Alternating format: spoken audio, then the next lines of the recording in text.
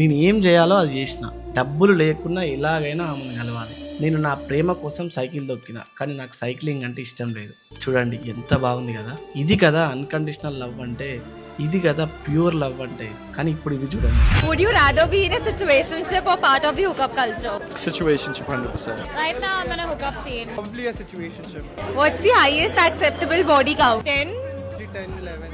10 maybe. ముందు చూసిన story ప్రేమ, కానీ ఇది కోమ కోమ కోమ. జెన్జీ రిలేషన్షిప్ ప్రపంచానికి స్వాగతం సుస్వాగతం. ఈ వీడియోలో మీకు కొత్త కొత్త పదాలు, కొత్త కొత్త బంధాలు ఎదురవుతాయి.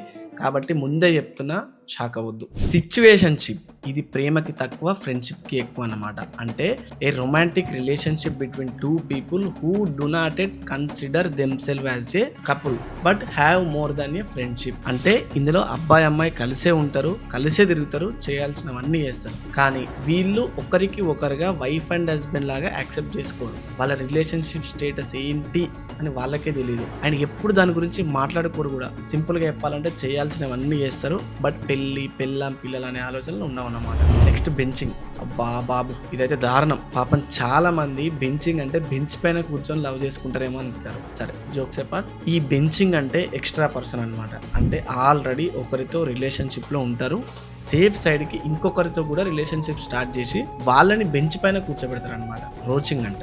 అంటే చాలా మందిని ఒకేసారి డేట్ చేస్తూ సీక్రెట్గా మెయింటైన్ చేయాలి.